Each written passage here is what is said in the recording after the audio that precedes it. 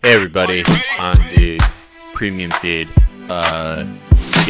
This is the exact same fucking episode that we put on the free feed, except because you're subscribers, you get good discount code for Stitcher Premium. Promo code Chapo. That's right, promo code Chapo, and you will literally be taking money from a subsidiary of Umbrella. Thank you. In the course of doing this project, I've developed a mental category for three types of foundational TV dramas. One is the innovator. The innovator is something like Gunsmoke or Dallas. It is generally the first of its kind or a bridge series that links a genre of TV past to one that does not yet exist at the time of the show's creation. It is often shaky, incoherent, and awkward. It can be tough to watch, but nonetheless rewarding and interesting to see where so much of what we see now came from. The second is analogous to Coca-Cola or McDonald's. It is the product of hyper-refinement and a writer's room that has since shed their pilot hymens decades ago. You can leave it on in the background of any task and retain pretty much everything, or be reasonably engaged while directly viewing. This is something like Law & Order, something so consistent that it has gone on forever and become a cultural institution and therefore foundational. The third is the elite. It's a marriage of the former's novelty and invention and the latter's smoothness. This is The Sopranos, Deadwood, etc. I don't know where I'd put Gossip Girl. It's certainly not difficult to watch. I alternatively viewed episodes while doing dishes, responding to emails, but also directly with no other tasks. It goes down easy, and it doesn't sit with you heavy like Dallas does. It's not terribly innovative. It's mostly YA stock, with outsiders working their way in, young characters dealing with worlds a billion times larger than themselves in order to draw out very obvious and easy to understand character traits and development, and love triangles that mostly end happily. The argument can be made that it's the second category because despite only going on for 6 seasons as opposed to the double-digit numbers put up by similar shows, it has immense cultural purchase. Every woman ages 25 to 36, I know, was thrilled to know that I was watching this.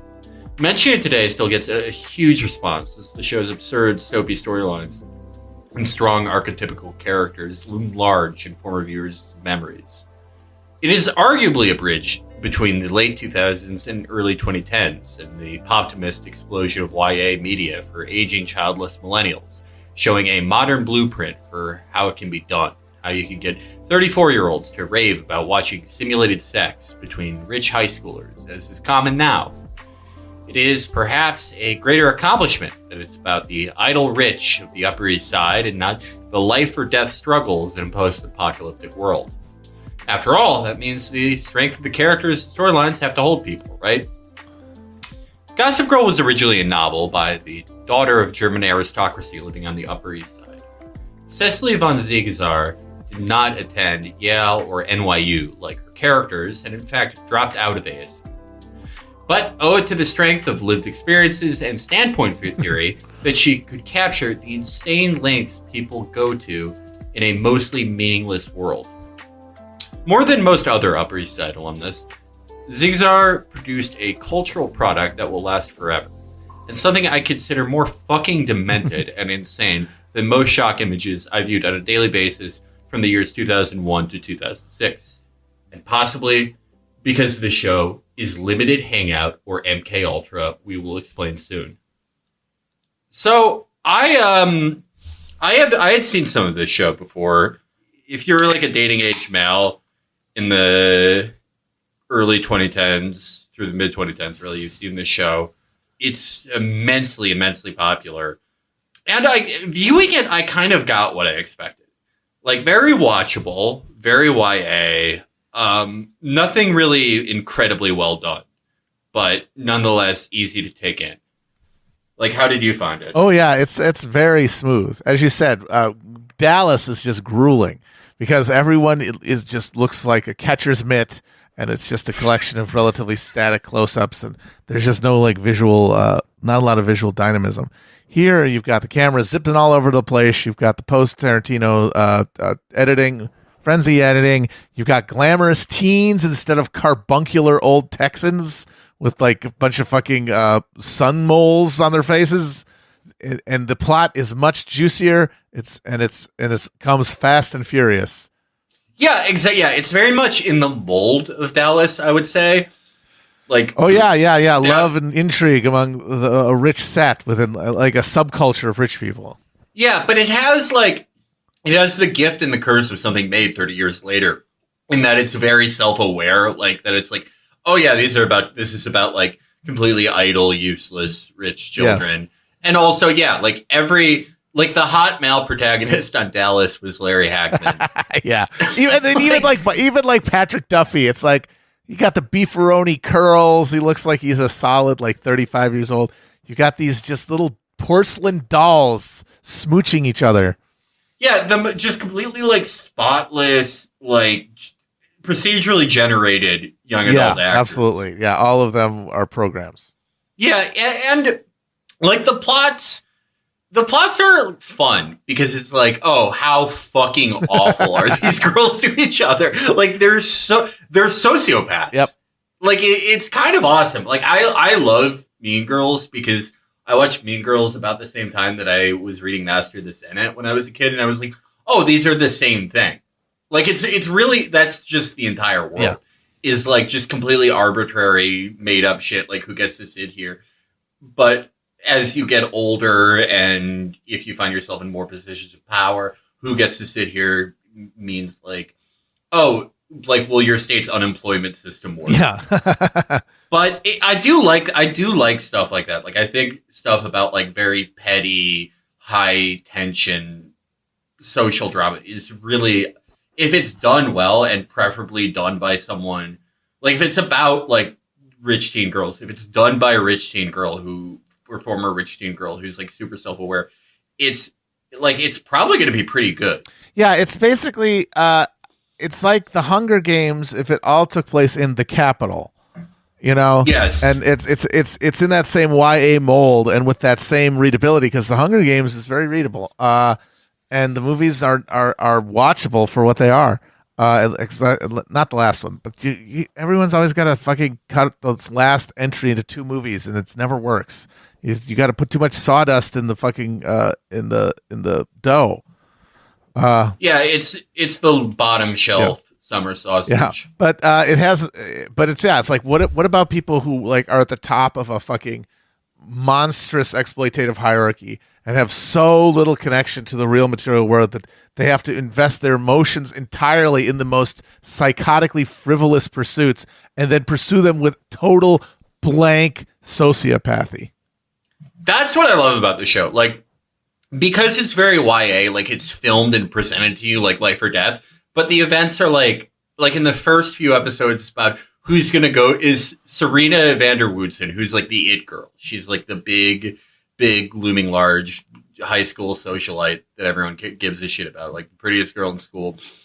And she's mysteriously disappeared and returned after a year. And now her and her former best friend hate each other. Is she going to go to the kiss on the lips ball? And like even her mother, who's like, you know, like a fucking billionaire, like God knows what evil shit she gets up to. Like probably every man in her family has run coke for the CIA. Yeah. And she's like, are you talking to her fucking dumbass daughter? And she's like, are you going to go to the kiss on the lips ball? You fucking better go. like who gives a shit? Yeah. But you can see like how it's like a fractal. Like these kids, because they're in school, they're totally frivolous, but at every level of that society, everyone is pursuing their goals with the same psychotic selfishness. Yeah, and I kind of like it in that way because it's like, oh, these people don't need for anything, but there's always some game they're running, or most typically like a problem that they created that they kind of wanted to be. Yeah, just to give them something to do. And so it reminded me of Mean Girls in that way, and also of Master of the Senate. But it's like the final prize for these characters is like you sit on you're the chair of some vanity charity in the Upper East Side that doesn't do anything. Yep, that's it. But all the other wives are jealous of you, and that's what matters. Exactly. Like, that is the thing I love about it is, like, very few characters seem to be friends because they like each other. No. Like, oh, I think this person is funny, or they're interesting, or they've always been there for me. No one likes each other. It's miserable. Everyone hates each other. All friendships are totally contingent and based on like positioning, like triangulating a higher, like arbitraging all human relationships to bid up your personal clout stock. Exactly. And that did sort of presage how we would all behave. Yes, no, this is a very, very prescient program because like the whole premise of the show is like these people become like self-aware because they're all being talked about on this gossip rag, right? The gossip girl who spills all the dirt.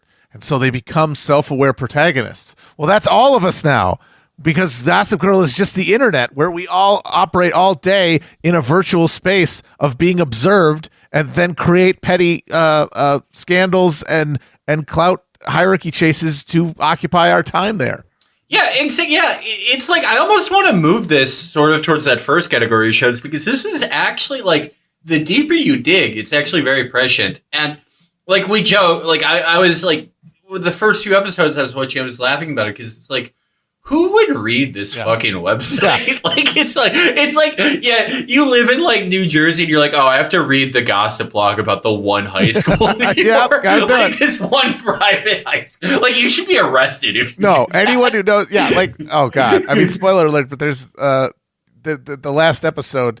The number of the people who are invested in who the Gossip Girl is. It's like you should all be in prison. Yeah, like the amount of adults who are like, ooh, I have to know like imagine being like a 50-year-old adult who's like a billionaire and you're like, all right, I need to know how Gossip Girl knew who the town slut was. Yeah. I haven't been in high school for 52 years, but like I need to, who got the scoop on Serena Vanderwoodsen being a hussy? Yeah, oh my god, the tea has been spilled. But that's just it, is that like the assumption there is never challenged that these people are worth caring about, which is the undergirding assumption of all social media. That like any of our petty bullshit is worth caring about. We dress it up like these things have weight, but at the end it is gossip mostly. Right, and it's like we make fun of that, but at the same time, there are people who live, you know, in towns that have under 10,000 people, and they know every intricacy of New York media. Yeah, drama, it's crazy. or just like the grown-up versions of the Gossip Girl kids, except like not attractive. Not at all. Oh god, that's definitely a step down. It's like they are obsessed with the lives of like Brooklyn and Manhattan elite, and are like, oh, I hear, you know, fucking, you know, this Politico writer is in the out with the Intercept. Like, fucking gives a shit. Whenever a Greenwald thing drops, it's like, oh god, everybody just turns. It's like the Court of Versailles. Everyone's just muttering over their teacups. Like, who fucking cares? Yeah, no, yeah. Glenn Greenwald. And this isn't an attack on Glenn, because I love Glenn. But yeah, anytime there's a Glenn thing, it's just like I see 50 posts from like 35-year-old adults where it's like, this is the most high school shit. Like, wildly high school. Yeah. It's like all media now, all journalists are just ugly, fucking overgrown high schoolers. And it's like, the worst part is that we all participate. Because it's like, yeah, you have nothing to do. There's no community left. You can't go anywhere now. You can't do anything. So it's like you relentlessly gossip about like which two hideous cretins are fucking dating or who got fired from a shitty magazine you should never read in the first place. Yeah. But it is, yeah. But yeah, just going back a bit, yeah, eminently watchable. I do think this is one of those cases where I think there is some sort of artistic degeneration between Gossip Girl and Gossip Girl's successors, because Gossip Girl, I don't know, like Gossip Girl seems in on the joke in a little definitely like there's supposed to be a awareness that this is kind of awful and that everyone is kind of evil, but you know, if hell is empty and all the devils are here, we might as well dance. It's interesting you say hell is empty and the devils are here, because that's what this show reminded me of. It reminded me of the problem of eternity as a theological problem. Mm-hmm. You get to heaven, it's never-ending pleasure, but that sounds like shit. No, misery. Like even 100 million years of anything is torture. Can't work. Cannot exist. But you're also fundamentally afraid of eternity of nothingness, consciousness sapped out of existence, and you're particularly afraid of 100 million or eternity of suffering. So it's like, eternity fundamentally, maybe it does fundamentally exist. But how do you deal with the problem of heaven? I mean, if you talk to a Christian, they'll go, oh, well, you don't get, overfilled on things. Yeah, it's like, dude, you can just go to the buffet and you never get hungry, dude. Yeah. But you just wouldn't notice. There isn't like this human sense of like longing for conclusion. I mean, presumably what they're talking about is just a circle. Like you're just eating a piece of pie for eternity and you just forget that you just ate it. Yeah. But then you get into the problem of like, well, how many things would have to be stripped away for me not to notice? Would I even be myself exactly. anymore? You get like whittled to a fucking nub. All our anxieties and everything are kind of what makes us human. It's the relief you get when when you're a husky boy and you take off your tight jeans. You get the red shit around your waist.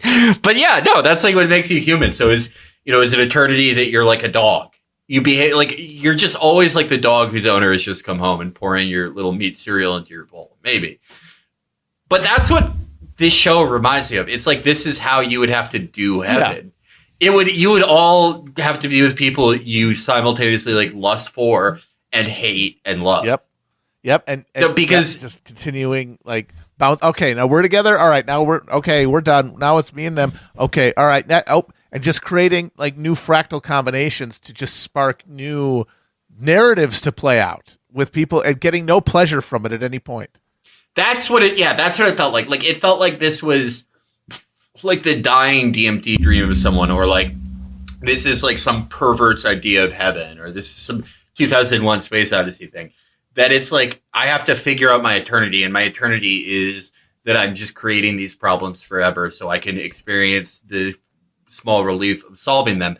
And you see that in the right, especially as the show goes on, like, because the later seasons are insane. The problems that it's a case of the writers running out of ideas a lot of the time, because a lot of characters are like, it's the Dallas thing where it's like, oh, I'm your, secret cousin. Oh, actually, I'm a con woman. Yep. Or actually, but like, do you give a shit? No, I'm his daughter. Okay, hey, what's up? I'm just like a completely antagonistic for no reason psycho who hates you, like the character of Georgina Sparks. But it's like, hey, Lee, thank you for creating some friction, some problems. So I'm not just going to and forth between balls and things, and I'm not just gonna marry this, whatever girl I was supposed to marry as what is essentially an arranged marriage, as we see, which is alluded to when they, the characters Nate and Blair when they're initially dating in the first part of the show. Yeah, it's a dynastic relationship. There's a funny scene in that first part where Nate, who's like the sort of non-rapist rich kid, there's the characters in this are hilarious because it's very like pre-Me Too, because one of the characters is just straight up a serial rapist. Yeah, no, absolutely. Like it's established very early. Like he's just a serial rapist, and the way the characters talk about it are like, oh, he can be rude. Yep, it's like, that's our Chuck. Yeah, Chuck Bass. I met the guy who played Chuck Bass, by the way. Bass, dude. I met him at Chuck Bass. Rob Bass's son, Chuck Bass. I met Ed Westwick outside the TPM party in 2015. Oh, really? There are these like two really hot girls who asked me for a light, and then Ed Westwick just like walked by incredibly fucked up, and they're like, "Oh my god, there's Ed Westwick." And I was like, I'm not getting anything done tonight. Yeah. Anyway, he got me too. Oh, he did. Like me forward, big time. His character should have gotten me too'd in the show. He kind of does at one point, but it's like he's just like he attempts to rape two central characters in the first episode. Yeah, seriously. And everyone's like, yeah. And it's like, oh no, that guy.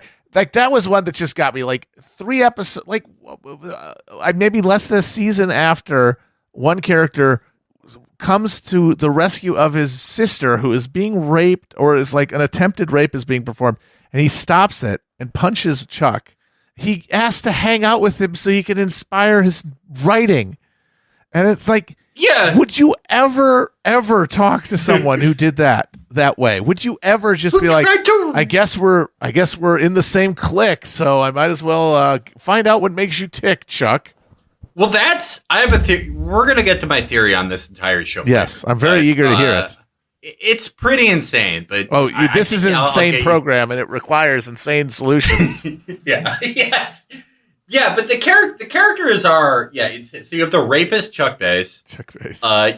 You have Nate Archibald, who I think that's another self-aware joke. He's named after the basketball player. Like, come on. Yeah. And Nate Archibald is just like, he's like the put upon prettiest boy in school who, like, you know, it has this sort of like wanderlust and yearning love. And his dad, my favorite character on the show is his dad. I love his fail dad. Oh God, that's so cool. Yeah. Just like Captain Archibald. Trying so hard to stay above water. Captain Archibald, Nate's dad, is like, when you first see him, he's like, yeah, you know me, I'm just the most respected investment banker in the Upper East Side. And then, like, 10 episodes in, he's like, all right, yeah, so I do coke every day, but I'm not addicted to it. You know, it just helps me focus. It helps me trade. It helps me be a better trader for my clients, for the clients I need. By the way, I really need her mom as a client, so you got to marry her daughter. Yeah, he's like, the stuff he makes Nate do for him, not just like, you can't break up with your girlfriend because I need like this girl's mom's like Nazi gold. Yeah. It's also like when he gets caught with cocaine, he's like, yeah, you have to say it's yours. And he does it. Yeah, of course. Nate is such a cuck. Nate is wildly cucked. He goes to rehab for his shitty pal dad, who we later find out is like totally broke. Yep. Mad offing it up. Money. What an awesome character. Yep. That was like Alma Garrett's dad. Yeah, I loved him. Like I would love a show just about him. The Captain Roberts. Yeah, no, and the idea of like a guy in those upper circles, like spending way above his means and trying to keep afloat. That's a very interesting idea. Just this guy constantly trying to like rob Peter to pay Paul and like embezzle and like move money around to stay just one step ahead. That could be very interesting. Like everybody, all these other kids are just flouncing about in their Roman orgy-esque high school experience, and this guy's out here just breaking a fucking sweat. Yeah, and like just making your kid go to rehab for you is so funny. Yeah, that's amazing. It's like, I'd go, but I have all these accounts to watch out for. You know, I have to keep. Creditors. I have to keep not putting food on the table. Yeah, he's not even doing. I love breakout character of the show for me. Absolutely. With Chuck Bass, they give him pathos by making his dad mean. Yeah, he's got a mean. His daddy didn't love him, so it's not his fault that he just is compulsively raping women. Yeah, with Chuck, they like redeem him by making him get shot in Prague, and then he's like, I've lost the desire to rape. Yeah. It'd be funny if he got shot in the dick. It's like, I just can't do it anymore. So ladies, relax. Yeah. So, but he, you know, spoiler alert, Chuck ends up with Blair. Nate ends up. I love what they did with Nate's character because it's very true to life. What does he end up doing? He ends up running some shady newspaper. Oh God, yeah. Yes. Oh, that ruled.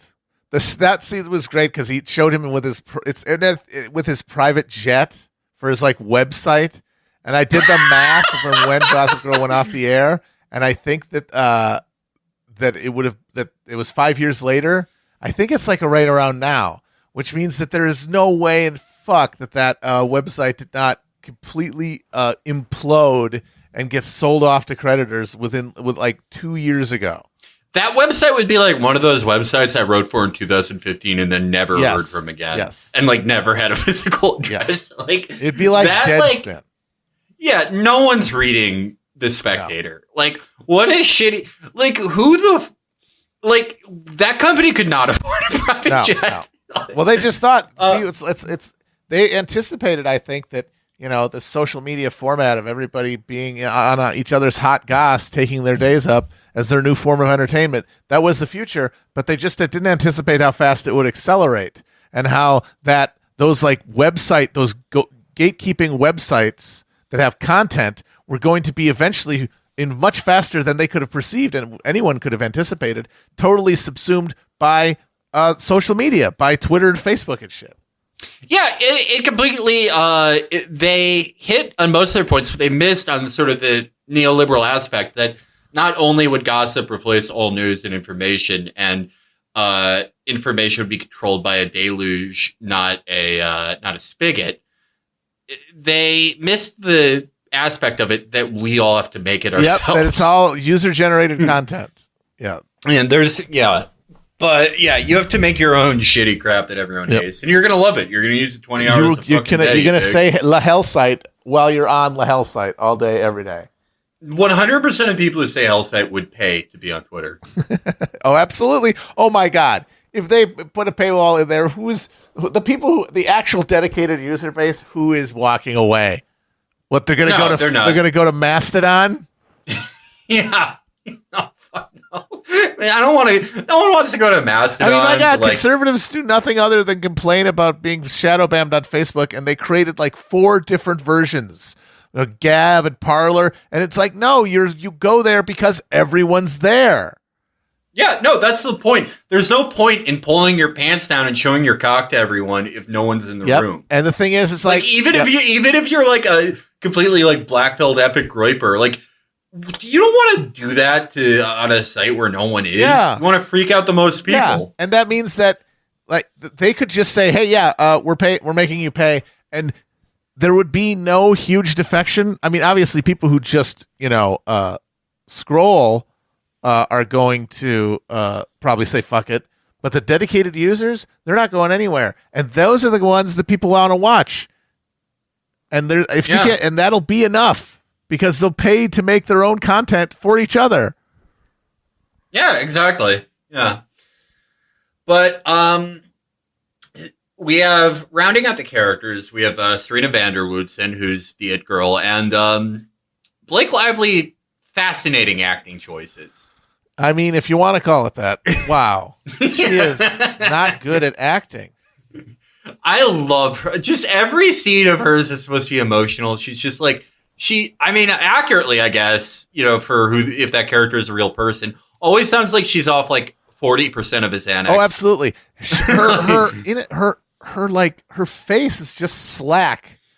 Like she doesn't seem to be able to actually manufacture expressions with her. It's like she's just very heavy lidded in a way that feels like she's almost wearing a mask. Yeah, she's always just like, it's always just like, I really have to tell you something, but I have to go. It's like, yeah, she probably got paid $800 billion to do this. Oh shit, yeah. And that's what another thing I love, the self-awareness of the show, the emptiness of it all. She's the it girl, the one everyone cares about. There's nothing there. There's no content whatsoever. Nothing. She has nothing. Yeah. She has no personality. Like, at least Blair is defined by her, curdled ambition and paranoia and desire, and her, because she is not so like effortlessly like self-possessed. At least there's like that makes her somewhat, have texture. She has no neuroses. She just reacts. Yeah, it's like she's like Philip K. Dick's Golden Man. Yes, she just reacts to other people's neuroses bouncing off of her because she's the transcendent being. She's the bodhisattva who emerged. She hit bottom and she transcended, and now she is an enlightened being amongst the heathens. Yeah, it doesn't matter that she thinks she killed somebody. It's an awesome plot point. But yeah, there's the character of Blair Waldorf, who's sort of the final, one of the final central characters. As Matt said, pure unbridled ambition and resentment, wants power just for the sake of power. A great, completely cruel character. Yeah, monster. Very fitting that she ended up with Chuck, the serial rapist. Yeah, no, and that's Bill and Hillary. 100%. Oh my God. Yeah. Yeah. We have Dan Archibald, Dan Humphrey. Dan Humphrey. Dan Humphrey, very interesting character. I have a lot on this later. I have a lot on this. Dan Humphrey, he's an outsider. His dad is he's the former singer of a once popular band. He's presented as poor because his dad owns probably what in reality would be like a $1.7 million place in Park Slope versus a $300 million place. It's Dumbo. It's in one of the, it's in like a loft Dumbo. Yeah, which yes, that is a 7-figure home. The guy owns an art gallery, but yes, I think they're trying to make the point that he's well, but like he was a rock star. He was he just got paid. He didn't pay. There's two types of wealth. Yeah. You're getting at the end of the day, even if it's a lot of money, you're drawing a paycheck, at least for part of it. And then there's like where the money just is there, and you're a rent collector. Yeah, for them, they're just pure rentiers. They've never worked for anything, and that does breed a social distinction. But it is funny living in this country with its radical income inequality to be asked to care about that social division.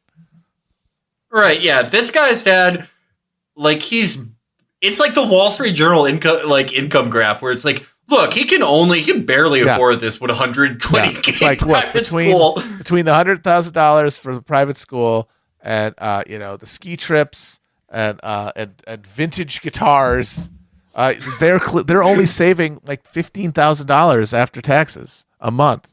Yeah. Yeah, I do love him as a failed dad character because he's just fucking up his kids at every. Oh, yeah. No wonder his son's the way he is, because he just every time they're alone, he's like, "Yeah, your mom's probably gonna come back, right?" Yeah. Hey, does your mom still love me? Hey, so what's going on? What's up, man? You want to check it on her? What's up, man? There's Jenny Humphrey, who's played by Taylor Momsen, who she. I think just left acting to become a punk. Yeah, she was. I remember I when this show was on, I didn't watch it, but I was certainly aware of the phenomena. And I remember her as the breakout tabloid star of the gossip star of Gossip Girl was her. She was in a punk band. She would take her top off. She was very rowdy. I don't know what she's doing now. I don't know either. She's probably sitting on the board of a fake charity and married to, I don't know, the the rightful owner of the German art from that Simpsons Selfish episode. Yes. She's probably get the room, party boys. She's yeah, she married Baron von Wurzenberger. Fine boys. Get the room.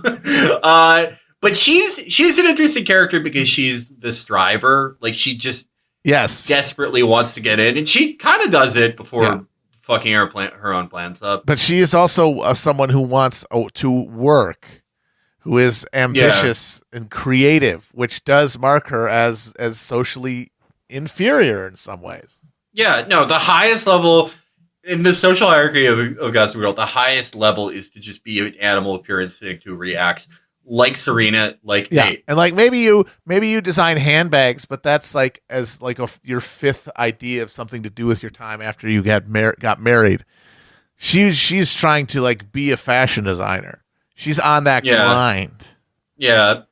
So the big question throughout the entire show is, who is Gossip Girl? Yes. Who is it who is secretly writing a incredibly popular scandal sheet about the specific group of kids in this class in this private high school on the Upper West Side?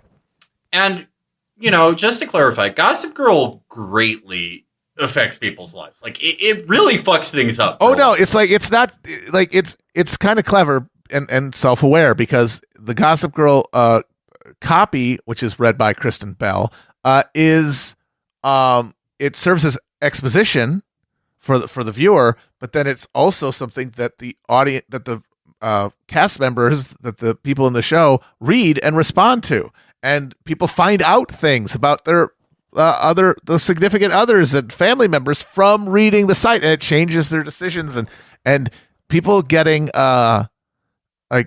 can shake people's lives, because having your secrets exposed, especially as a hormonal teenager, that is catastrophically traumatic. And the Gossip Girl world is one where at any moment anyone could just find out your deepest secret, and then your life is ripped open. That's the world these kids have created for themselves. And Gossip Girl is this punishing grim reaper.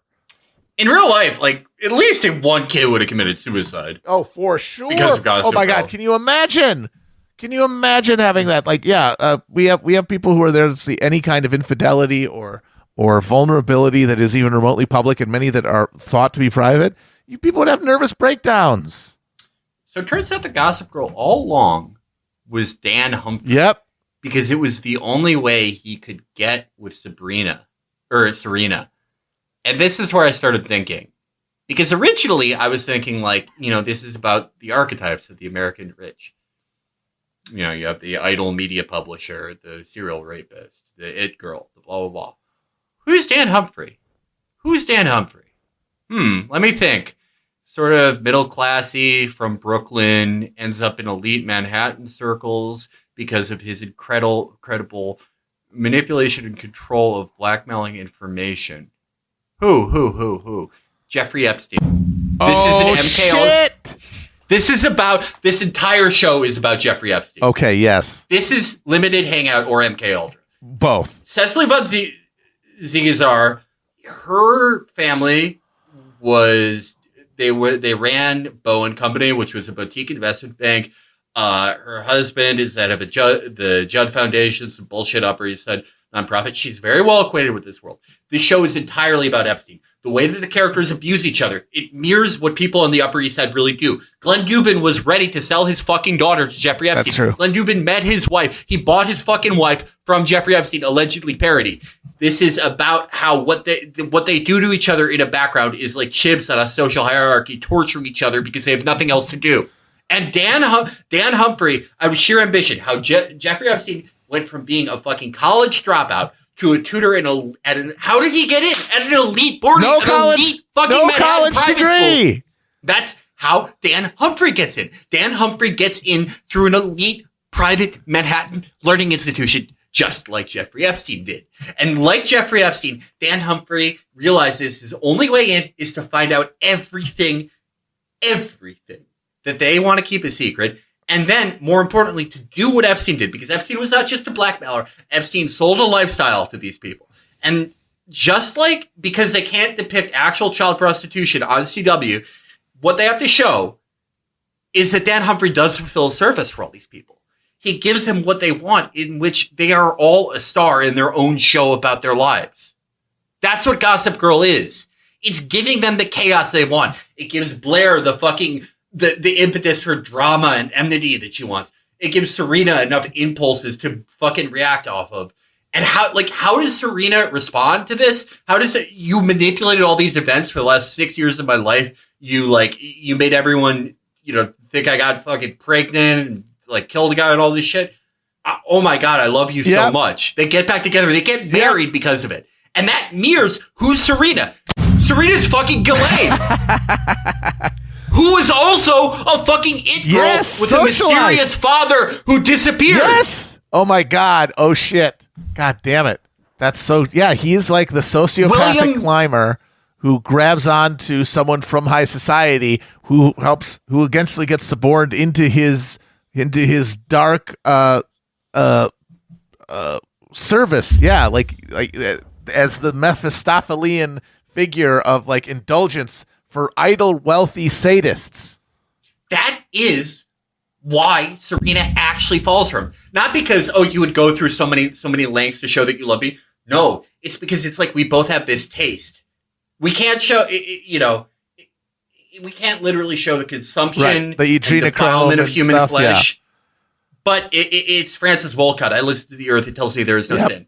What I do, there is no sin. I can cause whatever chaos, whatever in my life. I can cause mayhem and destruction and misery. And it's all fine. Everything is allowed. There is no sin for me. I'm just a creature of pure reaction, self-possessed. I just want this to thrive off of. And you want the same thing. You did the same thing. We're perfect for each other. Just like Ghislaine and Jeffrey were. There was probably sexual attraction there, but really, what was it really? We both believe there is no sin. Yeah, we both have no limits. And let's find the outer reaches of human depravity together. Sail the wine dark sea of human excess and see how far we can go. So, I only figured this out. I had to sleep on watching the last episode. Because Michael Bloomberg. Oh God! Oh, it's amazing. I thought it was directed. Yeah, that's right. This disgusting gnome billionaire mayor is fascinated by the goings on at a fucking high school. Normal and cool. Realistic. They're actually realistic. It is realistic and horrifying. Yeah, Michael Bloomberg would, if Gossip Girl was a real website, Michael Bloomberg would read it jacking off every day. He would go in every day for his shake-up meeting with his staff and be like, "Oh my God, did you hear about what Blair wore to the charity ball?" Yeah, he would look at the Gossip Girl website like it was a fucking Land's End Also, catalog. Donald Trump would do that. Donald Trump would also religiously read it. Oh my God, that would be very unfair to Serena. Treated her like garbage. That would be his favorite website. He would love it. Are you kidding me? But that's with Bloomberg. My mind started rolling because initially I thought the point of the Dan character was this shows a role in upper middle class to middle class drivers who work their way into wealth as sort of stenographers for the rich, which is what Dan does in the show. Like he's an author who writes about the lives of the Upper East Side and his experiences with the rich Manhattanites.